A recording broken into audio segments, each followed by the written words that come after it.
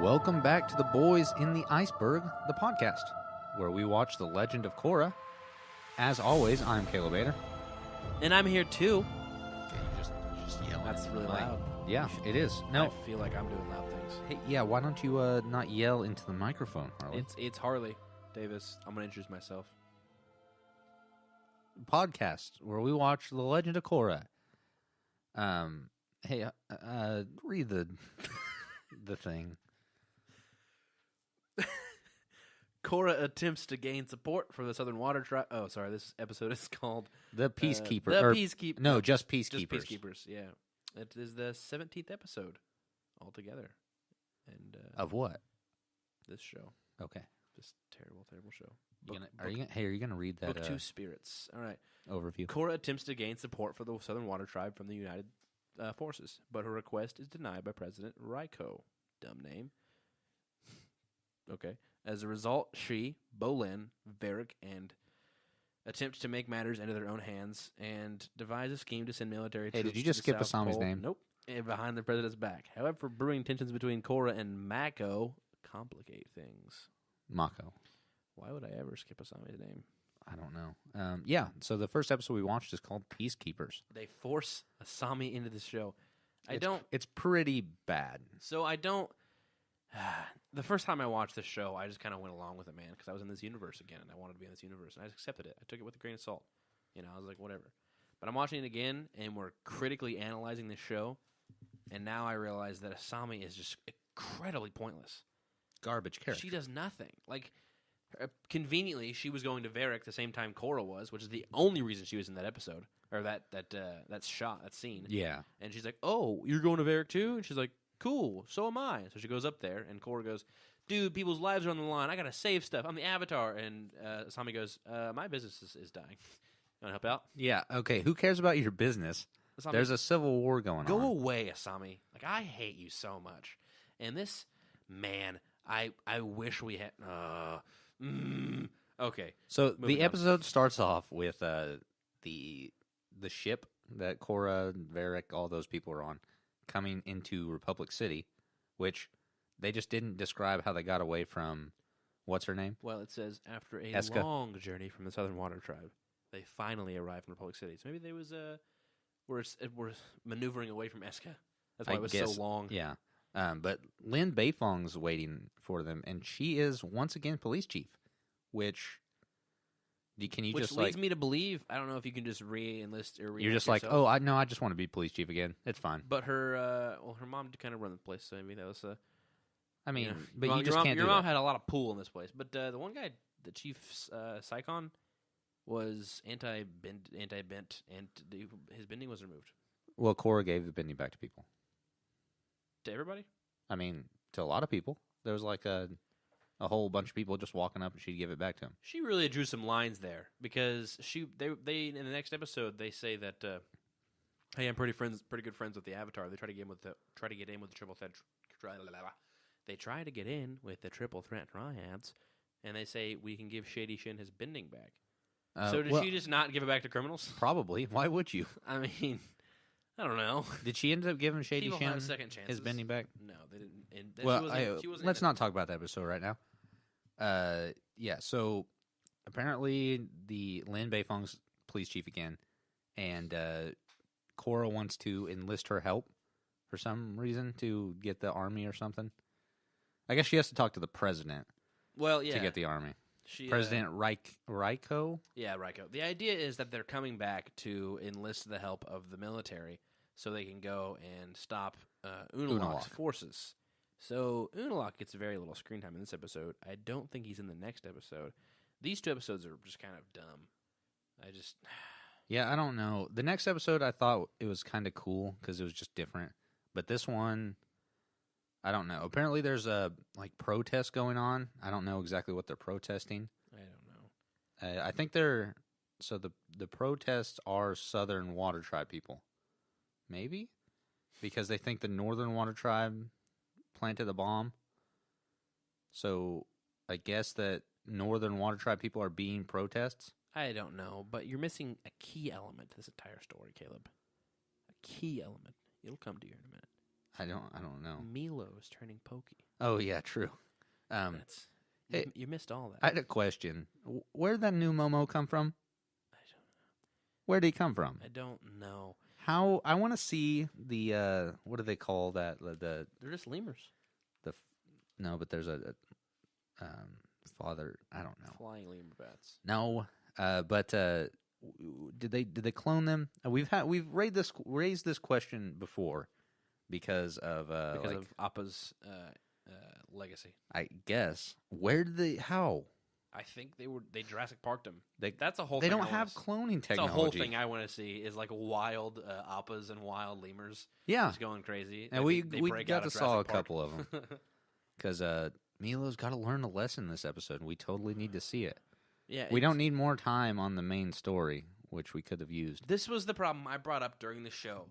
They do things with this show that is absurd, and I think this didn't help their viewership at all. They cram all of their characters into one episode, and they don't focus on one linear storyline. They have each individual storylines. Like we had Tenzin in this episode, we had Asami, we had Varric, we had Korra, we had Mako. Follow along. We had Mako, we had Bolin, and like Bolin and Mako kind of go hand in hand a little bit, or Bolin and Mako, Bolin and Varric, and then Mako and Korra kind of intersect a little bit. Asami does her own thing with Varric there for a second, so they all kind of intersect. But they all have their own standalone stories in this one, 22-minute episode? Yeah. I just named off 6 characters, man. I think that's so much time being forced in these characters. Give them characters one episode, or put them all on the same scene and make them do a group thing. I say we get rid of the Milo storyline or whatever. Focus more on Mako, because I think he's actually got a pretty cool story. Yeah, which is why I liked the next episode was better because of that. Because Mako was more of a central character. I see why you would keep Mako and Bolin in this scene, okay, or in the show.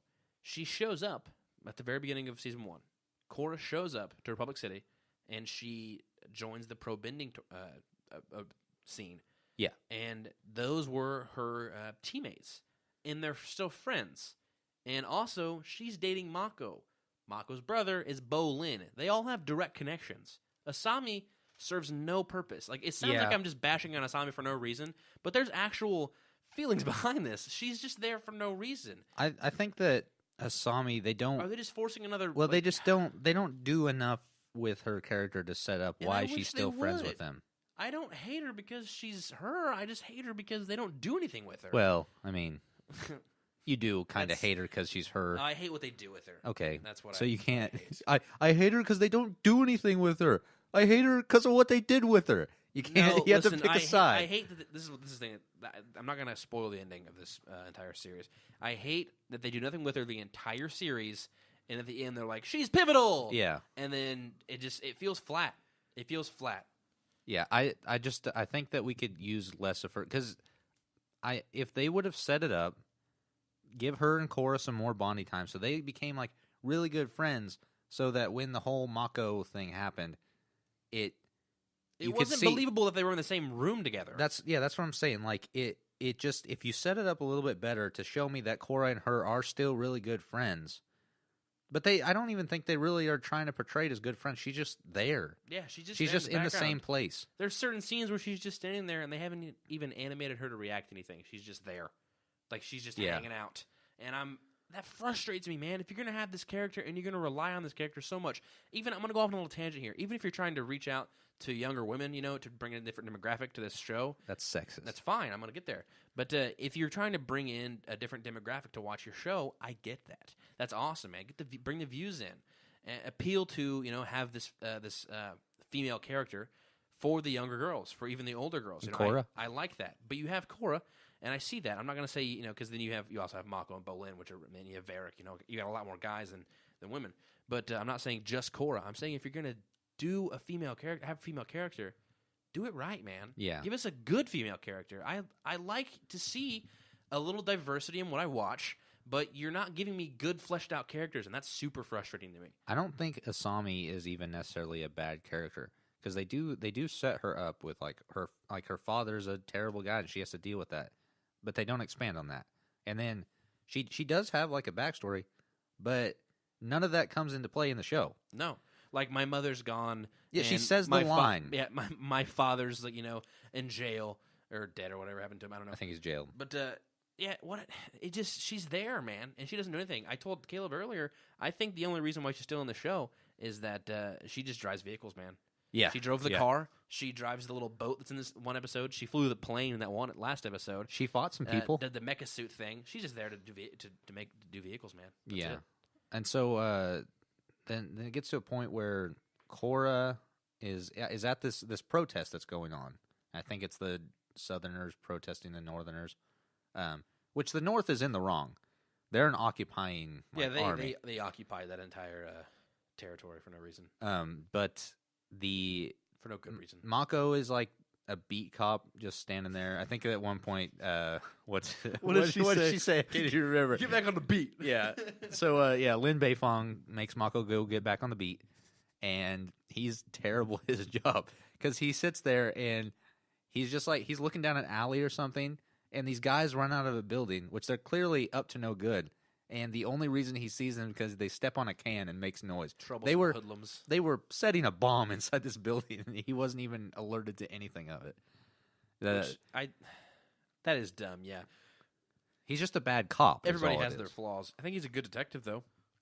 I don't think people want to listen to him.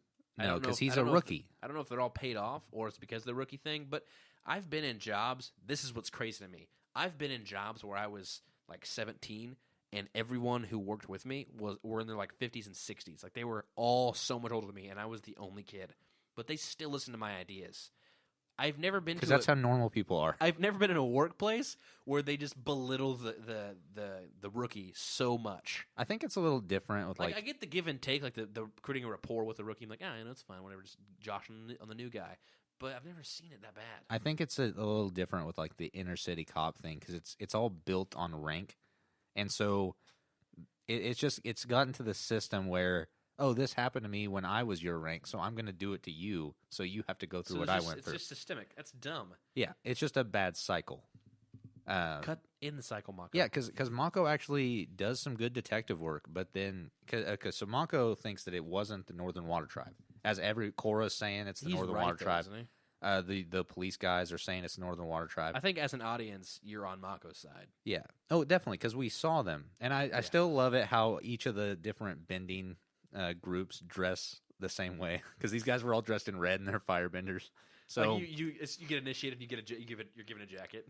And also Mako, like, welcome to the Agni Kais. Here's your red jacket. The weird thing about the Mako thing when he saw them. He literally saw them.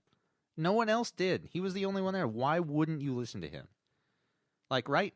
I don't have an answer. Even he's a witness at that point in time, isn't he? Like, that's what I'm saying. You listen to witnesses. I mean, you don't just belittle. Oh, you're just the witness.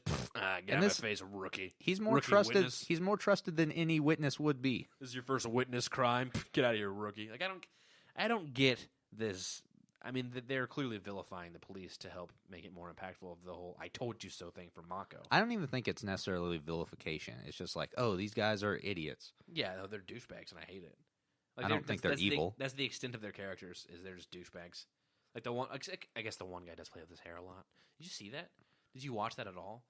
The dude with the fro, he would just laugh, and as he laughed, he put his hands above his head into his hair, and he would just massage his hair. If you had hair like that, though. I wouldn't massage my hair while I was laughing. Are you sure? I've done the whole, put my hand on my stomach and, ha, ha, ha, ha, or, the thing on my beard and kind of lean forward and go, ha, ha, ha. But I've never done the thing through my hair. Yeah, but he was stroking his hair. There, when Season 2 of The Walking Dead came out, you were walking around just like... Shane? Yeah, you were Shaning it up. But I wasn't laughing at that point in time. I was like, man. It doesn't matter. It's the same thing. Aggressive. Maybe if you had hair, that would be your response to laughing. Have you heard of the crossover between the Fear the Walking Dead and The Walking Dead? No, and I don't care about that.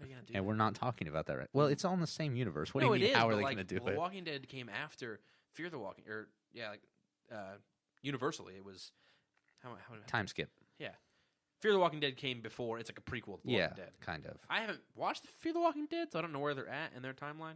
Well, I mean, they could just that would be actually pretty cool if we saw Shane come back. No, I'd cry. That's not even how that works. But what would be pretty cool, and I have not seen Fear the Walking Dead or the last couple seasons of The Walking Dead, but if they show you the characters from Fear the Walking Dead, however many years after it is, as zombies. No, not as zombies. Maybe a couple of them are zombies, but show them what they're like That'd be cool.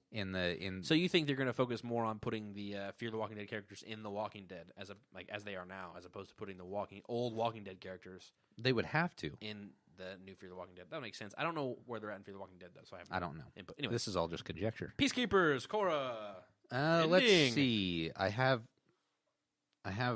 Republic City doesn't need to help the South, which is right, because Korra's getting so mad at the president when she meets him, and he's just like, This isn't our war. Yeah, we don't need to be an interventionist nation, is what I meant to say. This was another problem I had with character development. She is our main character. Yeah. It's called The Legend of Korra. So we see everything through her eyes. I get the whole, like, you befriend this character through experiences, like they did with the Joel and Ellie setup with The Last of Us. You know, they don't like each other, but they have experiences together. So I don't hate Korra. Her voice was weird to me when I first started watching it. I didn't feel like it matched. But no offense to the voice actor. She's a great actress. Oh, I mean all of it. All the fits. But so I want to like Korra because she's the main character, and I want to finish this series. But she is being an idiot. Oh, she's yeah. being a blatant idiot, making stupid decisions off of no evidence. Well, I hate that in movies and TV shows. And she's going to the extremes. She's trying to get the military. Like, she went above the president's head to get the military on her side, which we kind of glossed over there. But I want to like this character, but they don't make her likable enough. The weird thing also is she goes to Varric to like come up with a plan. I think they're trying to shoehorn Varric in there for some reason. I think Varric fits. I think Bolin fits because Varric is he might be pretty pivotal. His arc they gave him in the second episode that we watched is good, but I think for the most part they're trying to shoehorn him in to get to that part. I think he naturally fits in the plot because he is one of the only people there that actually knows what's going on because he was there when it happened. So Korra's naturally going to be like around him because he actually knows what's going on. Is he Water Tribe? I think so. From the garb he wears, I would assume that. Yeah, I think because he was there, and even if he wasn't, he was at Water the moment. Tribe. Yeah, totally. Yeah, so I think he fits naturally in the plot. But I think what's a little weird about it is that Asami is there, and for a completely unrelated reason. Like, her thing doesn't matter at all until it matters because they need her stuff. So she's just a plot device at that point. And we've already talked about Asami quite a bit, but I just think that was a... It makes it sound like there's a lot going on for Asami because we've discussed her most of this podcast, but... She's hardly in it. She's not in it at all, and that's frustrating. And I just last chance, do something with this character. You've seen the show already, though. Like, you know what happens. They can't fix their mistakes. Okay, so what happened after... Oh, so Varric works up this plan where Korra, since she can't get the help of the president, is going to go over the president's head, or under the president's head, I guess, because he's the leading position, so you wouldn't really go over. Anyway, he's going to, or Korra is going to go to General Iroh, voiced by Dante Basco, who we've met already, and they're good friends apparently. Try to have her mobilize the troops anyway, without the president's permission. And now he does set up a good excuse for why they would do that. He goes, "Well, we could just do training exercises down in the South, and if we happen to run across some aggressive terrorists, we'll just kill them." Yeah, they've got to defend themselves. But then the president shows up and says, "Hey, if any one of these boats or ships leaves the dock, I'll court-martial you." Okay, so another stupid thing about this whole thing is Bolin is also there, just randomly. So he's there with Varric and Korra and Asami because he's like... I think he's attached to Varric's side. He's like Varric's... Yeah, I know, but it's just a weird reason for him to be there. He could be there with the Avatar, and that'd be perfectly fine. But he's there with Varric. Yeah, so he's like Varric's right-hand guy now. Like, he's getting ready to be made into a star. Which is weird, because he was Mako's brother, and he wasn't really the center of attention with... he still is Mako's brother. But as his character progression goes, he was Mako's brother. It wasn't really the center of attention. It was Korra and Mako. Yeah. And then Asami was shoehorned into that first episode of this season, and he was her secretary or something, assistant. And then now he's Varric's secretary, assistant, well, because second-hand guy, whatever. I think that he was just kind of helping Asami out for just a little bit, and Varric took a liking to him when he first met him. So now he's kind of just leaped over to Varric's coattails a little bit. And Varric sees something in him. He says that he's going to be a star. So I guess there is something to that. A mover star. Yeah, because Varric is he makes motion pictures. Movers. Were they still just call them motion pictures? I don't know. Right? Because that's all it is, really. Yeah, but they're not movies. They're movers. I love that name, by the way. I've always liked the name motion picture. Yeah, because this is it's an alternate universe What it used to be. that takes place in our universe. Which but this is alternate. actually this is like film recording. Like they skipped over motion pictures. It's just they're recording it on that's film now. These are that's, Well, like the that's original, what a motion picture like the is. original motion picture was just like they would take like. Have you ever seen that? What was that Moon one? It's like 28 minutes long. Yeah, But it's just people taking pictures of things. It's like claymation almost with people. I think that this technology's been around for a while though. Okay, so Because it's not newly invented. Hey, you can't yell into the mic. You're right. It's not because it would be silent film if it were newly invented, right? They jump straight into talkies or talkers, I guess you'd call them. All right. Yeah. So Varric's going to put Bolin On the map. in and also in a mover as it's straight propaganda, really, For the Southern Water Tribe. Oh yeah, you're right. They're actually making propaganda. Like that's the it's like that's the whole thing. because they create one character called LoK and they make him the evil. Okay, Yeah, he's a bad guy. I get you now. I think that's in the next episode though. Well, it is. You're right. I don't know. Also, another question I had: is the president elected? Did we talk about this before? I don't know because it seems to me like right after Amon was defeated, they had a president. I think the idea of the council, because we saw so many, as an audience, and Korra, we saw so many flaws in the council that they decided to try a new government. But it's basically a dictator because he can't be elected, right? I don't know. Right? I guess. I think that I don't. I Which think he that, kind of and he's acts- also like the commander in chief too. Like that's what he calls himself. And I feel like the commander in chief is a title of someone who's elected. Yeah, I don't know. Because otherwise you're just a dictator. Like I think that he's just a dictator is what I'm trying to say. Maybe. He does act very dictator-y. Like, he just shows up out of nowhere with his goons and is like, hey, listen, you're going to listen to anything I say. Or I'll do the worst thing possible to you that's not murder. So that's another thing. What I was saying about Bolin being there earlier. So Bolin was only there because he had to go tell Mako about the plan. Because he ends up talking to Mako, who's a detective now. And Mako's like, that's an awful plan. And we should also say that the plan includes Asami shipping her mechs to the south. Remember the mech suits, guys? Remember the ones that her father made to kill people in the first season? Yeah, they're going to be shipped to the south so that the south can murder the north. Yeah. So that's just a terrible plan. And Mako's like, no, this is an awful plan. Don't do this. Literally, you're going under the head of the most important person in Republic City. Yeah, and I thought with him being the president that he would have a more impactful role. I mean, I feel like he didn't do much. It sounds dumb, but because he did keep Korra from having the military mobilized, but he doesn't feel like he does much. He just kind of like this face that just I don't know a good way to say this. Well, he also talks to Lin Beifong and is like, hey, we all know that the Northerners did this. Why don't you just kind of sweep this under the rug or something like that? Yeah, so I don't like him. And then, because that's when Mako breaks in, because he's found the face of the guy that did it, and he's not from the Northern Water Tribe. Face. Just cut off face. Yeah, he just found the literal face of this person. No, a picture of him. And he goes in to talk to it with the chief, who is Lin Beifong. And this is when he's getting razzed. Still weird. By the cops. And, of course, you shouldn't walk in on someone when they're meeting with the president. She's very mad. She's like, get out now. Yeah. But then the president comes up to him, and he's like, hey. I like your moxie, kid. Yeah, you got the stuff. You don't happen to know any plans that your avatar girlfriend is hatching, do you? And Mako's like, no, I don't.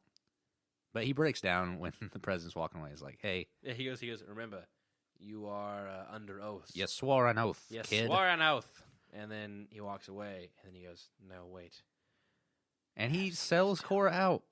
Like a piece of poop. Well, no, he's totally in the right because she's. But this entire time, he's trying to tell her, "Hey, I've got some evidence that suggests this isn't the Northern Water She doesn't Tribes." listen to him at all. And she's like, "No, we know it's the Northerners, and screw you."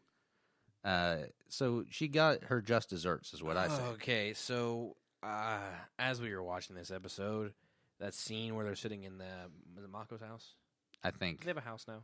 And we go to Bo Lin's house a little later. But anyways, so at Mako's place, and they're yelling at each other, Mako and Korra, and she says, "I hate when you're like this."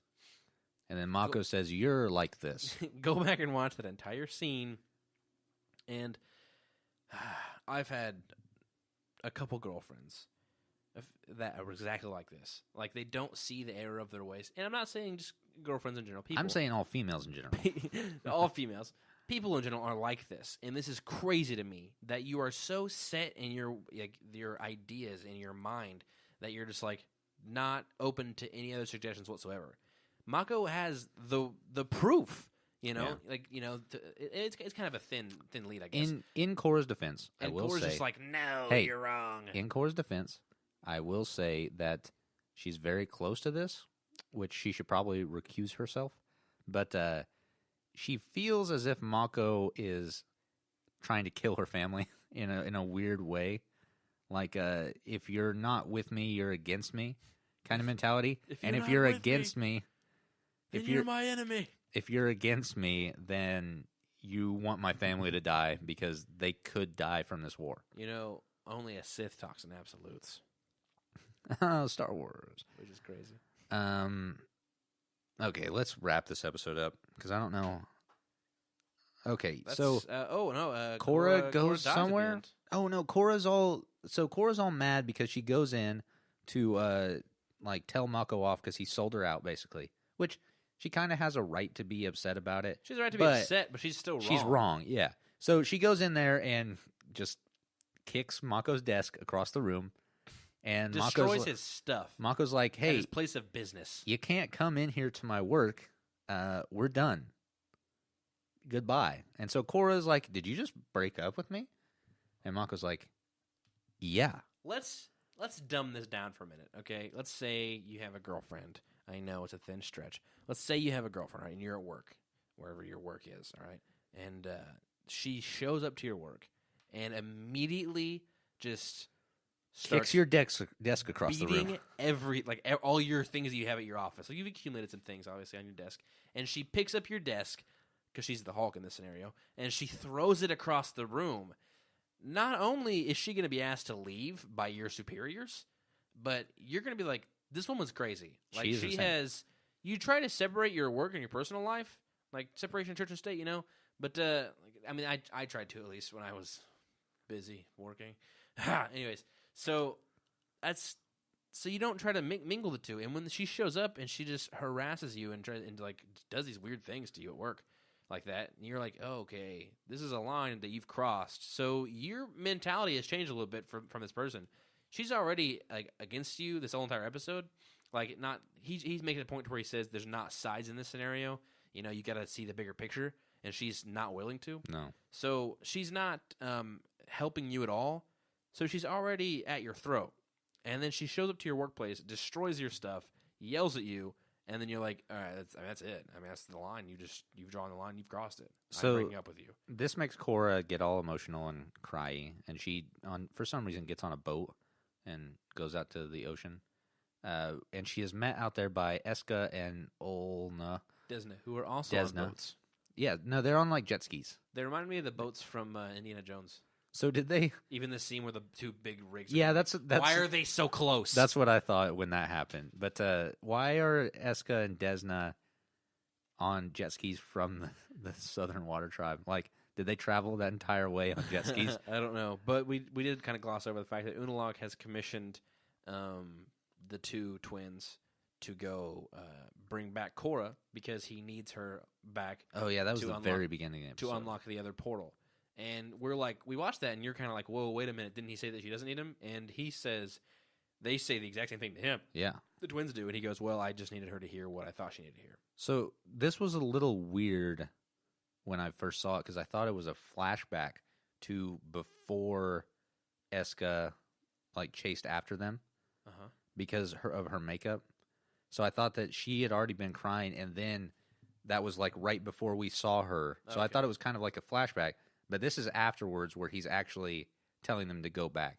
But Eska and Derna are chasing after Korra, So close. and they end up all the boats get broken for some reason, and they're like doing some waterbending stuff, and then this giant evil spirit or dark spirit, as we're gonna call him. It's the biggest one we've seen so far. Yeah, it's like under the water, and it attacks Korra for some reason. I guess Ooh. because she's the Avatar, maybe. But they do this weird thing where she shows up. She's like got this huge tornado of water underneath her, and she's about to like this pillar of water. And she's about to kill Desna and Eska, and then that glowing part of the spirit goes underneath them, and they look down, look at each other, and like, all right, we're gonna back off.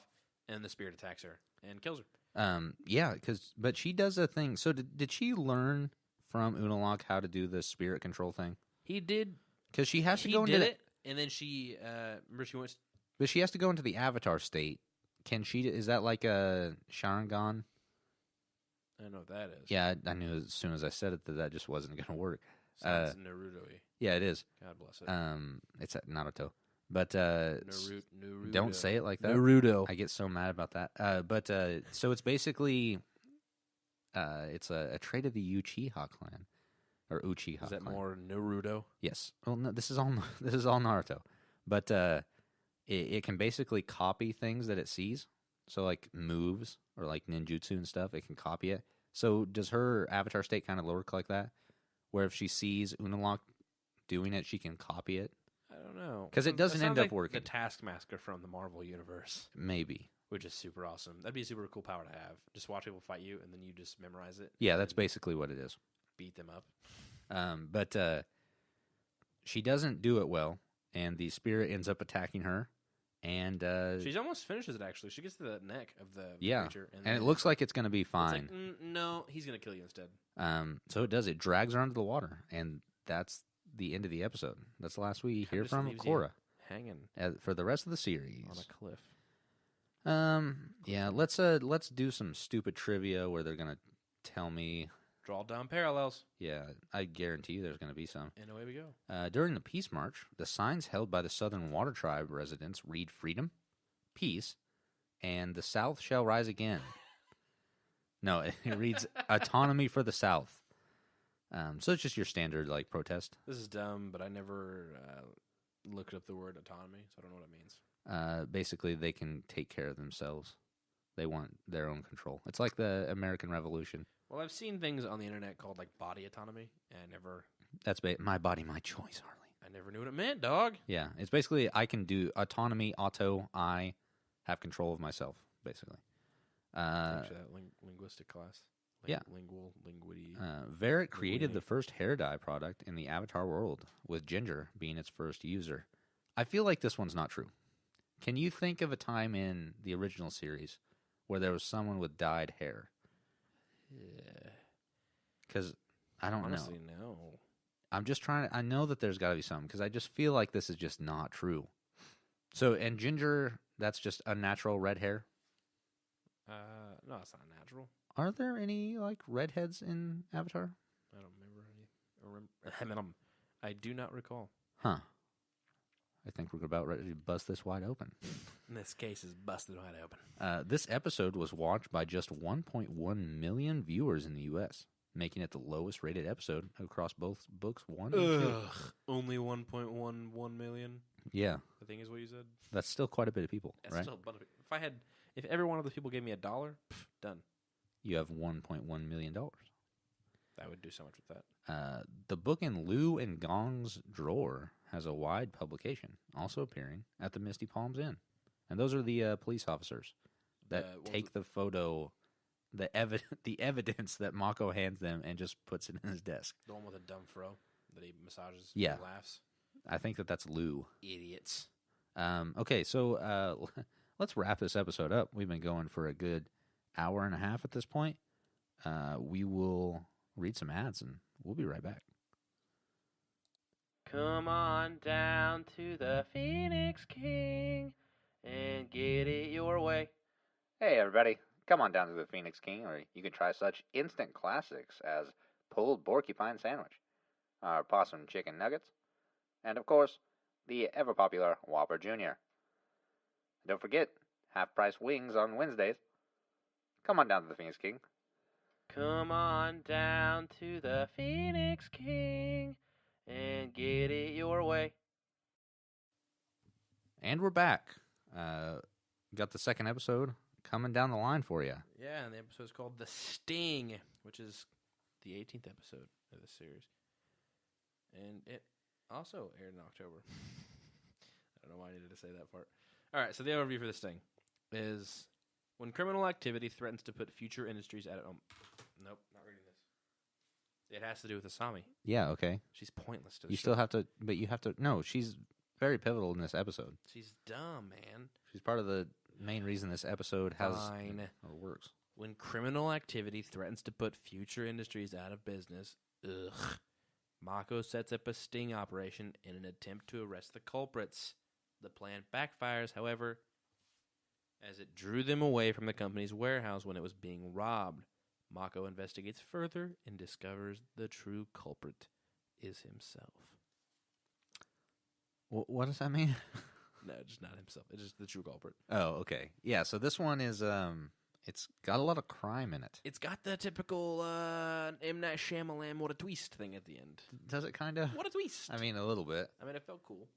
I didn't hate this episode. No, I thought it was a pretty good episode. Korra, not hardly in it, because she is dead, right? Yeah, still dead. Still dead. Yes, dead. They haven't brought her back. This is the MCU. Um, Calm down, guys. So the first thing I had written about this episode was, why does Asami care about Korra and Mako? Because it does come up in this episode that Mako and Korra broke up, and then Asami's like, "Oh, why didn't you tell me what happened?" Maybe because you're his ex-girlfriend. You ever think about that? Yeah, the whole scene where they're on the boat. Yeah. And she's talking. Okay, so what? Let's set the scene for you guys. So a cargo ship at the beginning of the episode is ambushed by waterbenders, and it looks like it's the Southern Water Tribe. And this is the cargo ship that is taking the mechs. What are you talking about? I think so.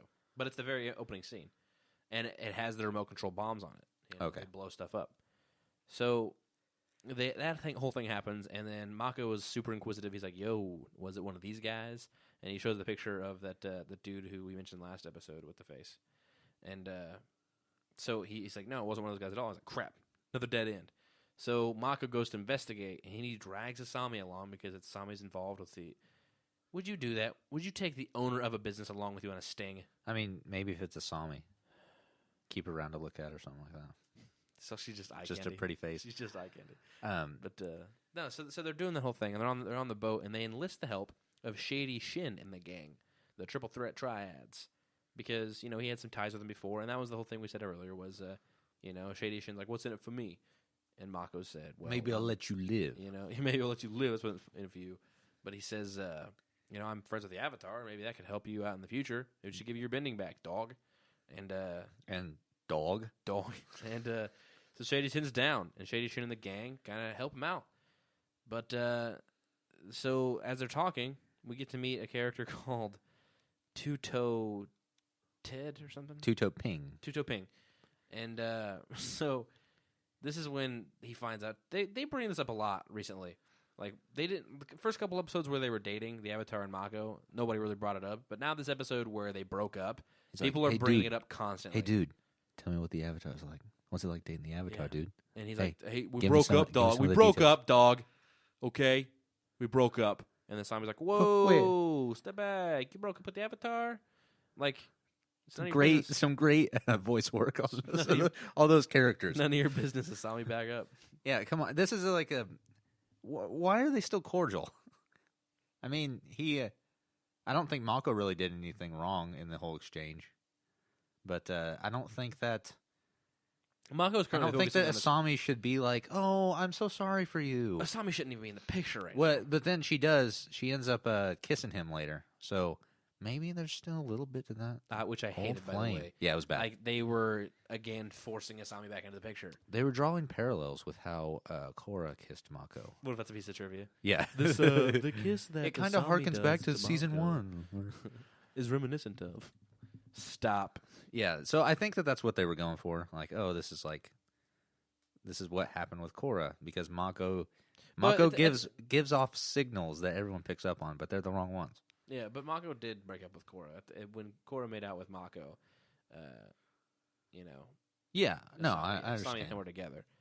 So that makes Asami the piece of crap that she is. No, I'm kidding. I don't like Asami. She's the worst. So the next line I have written down here is WH would the talk, and I don't know what that means. It's like I wrote it, but I don't know what I was trying to write there. I don't know either, man. What is? What? I don't know. Oh, I think it's why would you talk about your nefarious plan when there are people around that can see? I am smart. So they were double crossed by Shady Shin. They and in Asami and Shady Mako. Shin, Lightning Bolt Zolt. Oh wait, no, He's not a thing. No. he's mentioned somewhere. But and then just now you said it. Two-toed Ping, who has 12 toes. It's a misnomer. It's not two toes.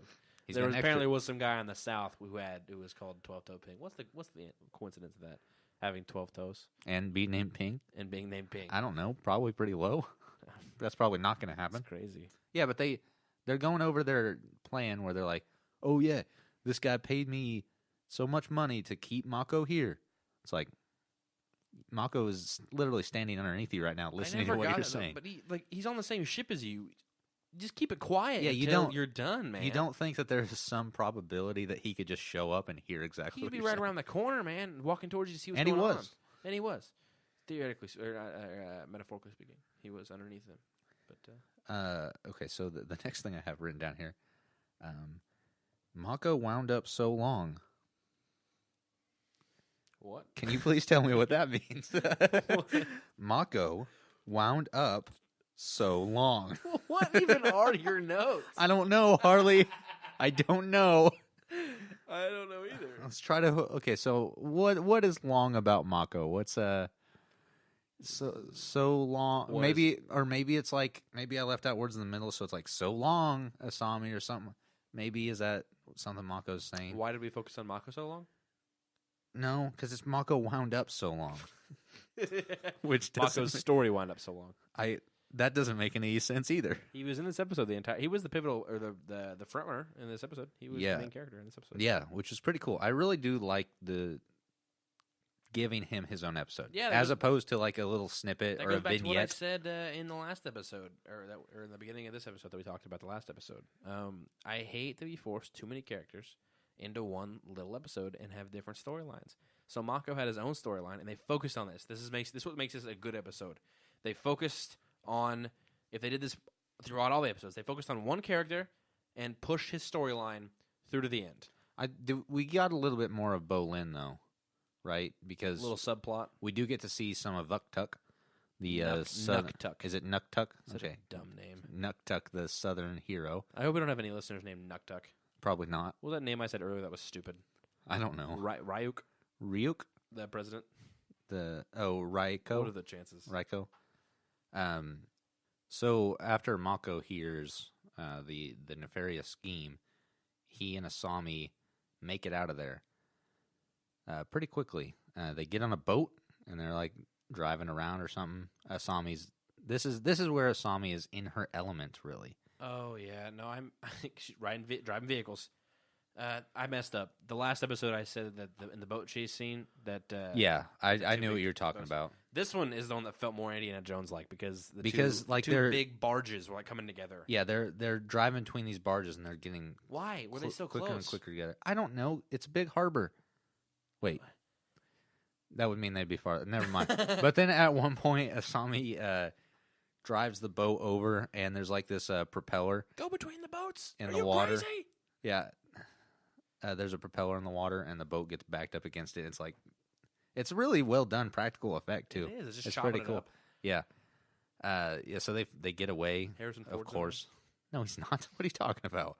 That's ridiculous. it. It's not so ridiculous. So they get away, of course, and they go to Asami's warehouse And where then all we her mechs were. Shoot, my bad. Where they find out that it's completely wiped out. Somebody stole from Asami.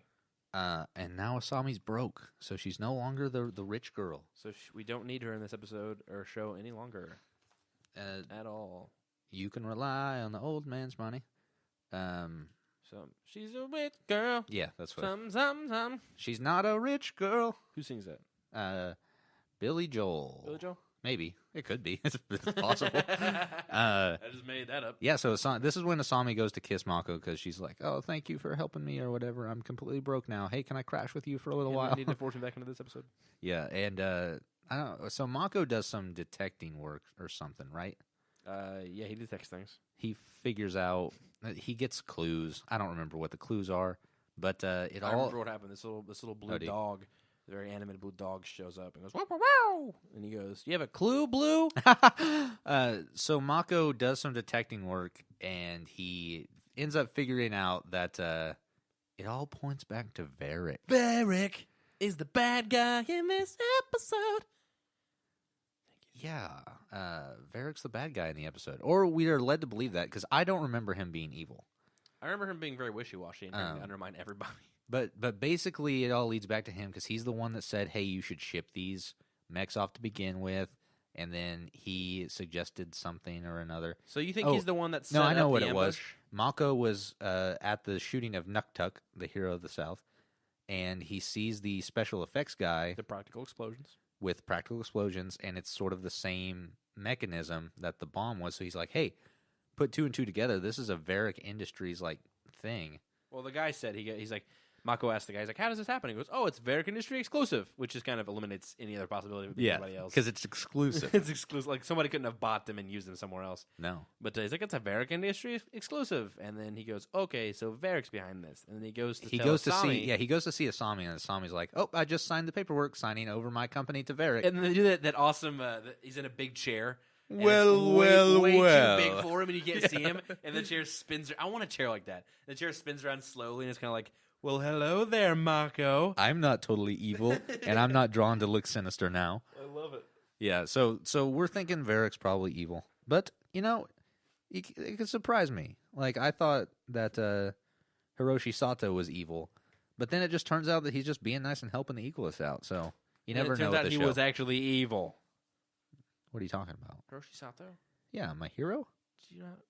Did you not watch the episode? No, he was, like, fighting against those nasty benders. No, see, the bad guys were the chi blockers. Wait, when you say chi blockers, you mean like Korra doing her energy bending or something like that? Like the Hydra Bob guys. Like, Yeah, Hydra. Oh, yeah, like the lieutenant, like the cool guy. Yeah. Yeah, that super cool dude that I would like model my life after. That guy. You're saying that he's leading the fight against the bad guys, right? Yep, that's exactly what I'm saying. Yeah. Okay. Cool. Let's move on from this episode. Was that not the end of this episode? No, because we end the episode with That'd been a good ending. familiar shape washed up on shore. Oh, I thought you were going to say familiar foot, because we just see a foot come on screen like immediately. Oh, no, I did not recognize the foot. But neither did I. Korra washes up on shore, dead. And that's it. She's just dead. No, but she is awakened by some fire Tibetan monk things. Yeah, what are they called? Fire I don't monks? remember. Is it just fire monks? I have no idea. I thought we had a Sounds like specific lame name from Avatar. Fire priests. She's awoken by them. And And she they're like, immediately bends Calm down, Avatar. Avatar Korra. And then she's she's like, like, who is Avatar Korra? Who am I? And then Jason Bournes her way to the end of this episode. Yeah, It's which pretty cool. which we pointed out that it bears She some kills Clive resemblance. Owen at the end of it. No, it bears some resemblance to how Aang washed up on the shore of the lion turtle. Yeah, take that trivia. We beat you to it. Yeah, you can't. By a few years after. We could. What else did we? It's also like you were bringing up. It's like Ty Lee on the beach. It's like that one time Ty Lee was on the beach laying down because she's a girl and Korra's a girl on the beach. I think that it's very reminiscent of that. I think it's dumb. I think that there's strong parallels to be drawn between those two things. I think it's dumb. Speaking of stupid trivia, let's read some trivia. Let's get into some stupid trivia. That's the new name of this segment. Stupid trivia? Stupid trivia. I like it. Stupid trivia. Da-da-da-da-da-da. Hey, the way Korra lies unconscious on the shore of Crescent Island mirrors how Aang lay unconscious in The Awakening. Stop. Is there only like 5 things of trivia on this? I guess, yeah. And one of them is a parallel so far. Okay, number 1's a parallel. Let's Okay, go with the number next one's a one. parallel. This episode is the first of the Legend of Korra to not focus on Korra. Instead, following Mako as the main protagonist. Which I really liked. Yeah, it was a super cool way to do it. Actually, he was in this entire. He was. We followed him for every single second. I think it was his point of view because even when he went to the Nuktuk scene, it was him. It was still he was our POV character. I like that. This episode marks the first time that Tenzin and his family do not appear in Which book is 2. fine. It leads back to just the one single storyline. And it's pretty cool. The character of Evil Unalaq in Varric's Mover bears a resemblance to the actor Ozai in The Boy in the Iceberg, which is not the first episode of the show, but the play that the Ember Island players put on. And I did think this a little bit. He looked very much like that. I just felt like he looked like the Mandarin. I wonder like the old Iron Man animated TV show's Mandarin. I wonder if these are the Ember Island players that have moved on to making movers. Now they're full blown adults. Yeah, I mean, well, no, because that was a long time ago. That was like 7 years ago. Yeah, they'd be dead. Yeah, Most of well, them. I mean, Katara's still alive, but very old. But I think that this is the spiritual successor to the Ember Island players, although they're actually pretty good actors. I think it's like an Avatar version of the Ember Island players. Kind of. In the original storyboard for the scene with Bolin in the hot tub, he was shirtless. What was the point of him not being shirtless? I don't know, because the Nuktuk costume is very revealing. And they drew nips. I mean, if you're trying to, Did they? Yeah, if you're trying not to show that, then I guess I just didn't notice. I mean, I notice everything. No, and less creepy tone. They showed like everything, like better than Aladdin did, because if Aladdin didn't have nipples, if you remember. Yeah, no, I remember that. Huge controversy. Is it, or just like an art style? So I don't get the point of that. Yeah. So there's the trivia. That's pretty good trivia, I would say. So we did the first episode. We had the advertisement. We did the second episode. I think we're done. Is that it? That sounds like it's it. Okay. Thank you guys so much for listening. As always, I've been Caleb Bader. And I'm Harley Davis. We are the Boys in the Iceberg. Should we start saying that at the end? We are are the Boys in the Iceberg, and you can email us at boysintheiceberg@gmail.com and check us out on Twitter at The boys. Oh God. at Boys in the Berg. I noticed that up. Once again, thank you for listening, and we will see you here next week. Bye.